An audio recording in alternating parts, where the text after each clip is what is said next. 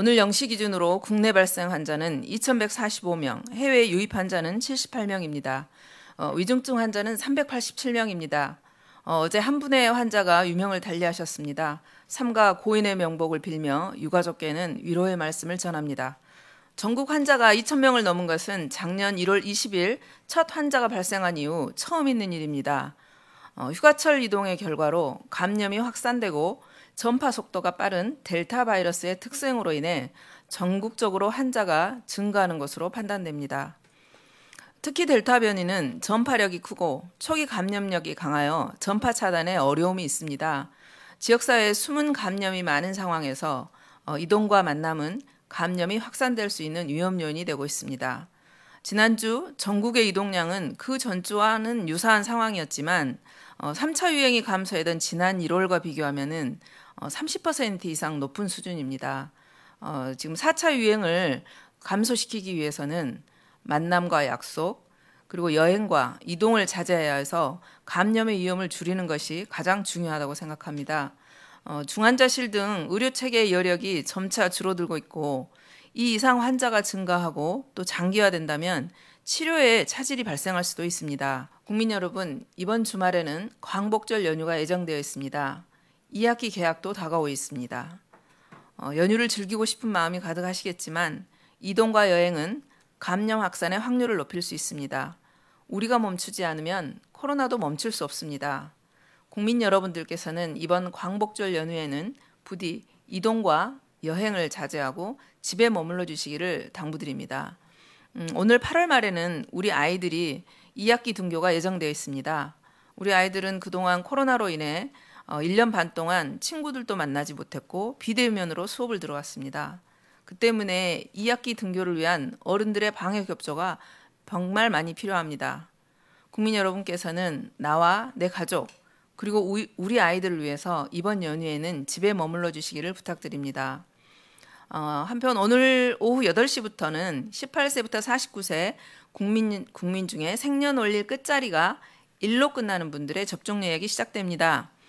예방접종 시스템이 크게 개선되었지만 10부제 예약 첫날 예약 대상자 중 예약을 완료하신 인원이 약 60% 수준이었습니다. 백신 접종은 4차 유행을 극복할 수 있는 가장 효과적인 수단입니다.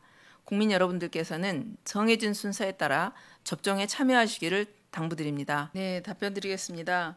실제 사망자 숫자는 지난 3차 유행 때에 비하면 주간 평균 지난 3차 유행이 한 250명대 정도를 유지했다면 지금은 주간 평균 사망자 수가 20명대를 유지하고 있습니다.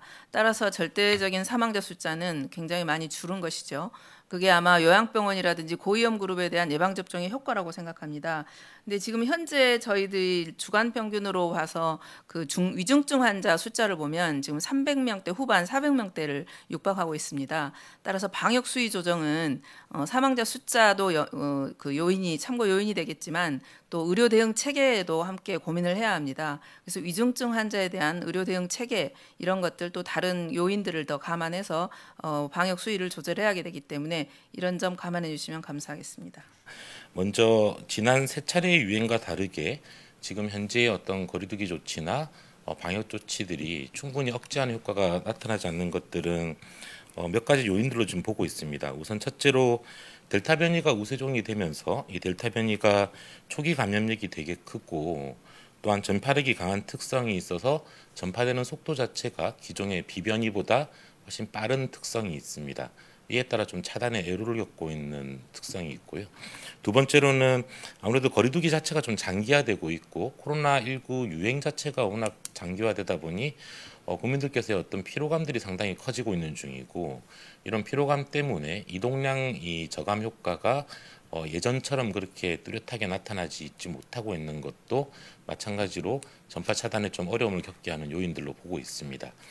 이런 부분들은 사실 좀 전 세계적으로 공통적으로 나타나는 현상인지라 우리나라뿐만 아니라 지금 전 세계적으로 이 델타 변이에 대해서 좀 이 델타 변이 전파를 효과적으로 차단하지 못하는 상황들이 계속 나타나고 있는 것 같습니다.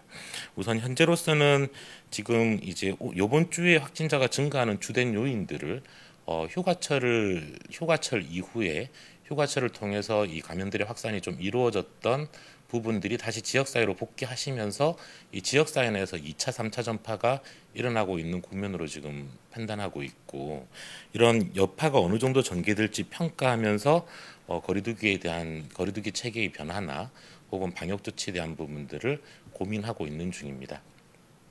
특히 이 거리두기 조치의 좀 강화는 이 아무래도 사회경제적인 좀 피해와 특히 서민경제의 애로를 좀 야기시킬 수 있기 때문에 이거를 강화시키는 부분들의 필요성들이 지금 좀 있는 상황이지만 그런 좀 이 부작용들에 대해서 상당히 숙고를 하고 있는 편이고, 또 다른 한편으로는 예방 접종의 확대가 지금 계속되고 있어서 이 부분들에 대한 효과가 또 어떻게 나올지도 좀 이 고민스러운 지점들입니다. 현재 50대를 중심으로 대략 이번 달에만 한 750만 명 정도의 1차 접종이 전개될 예정이고, 내일부터는 이제 지난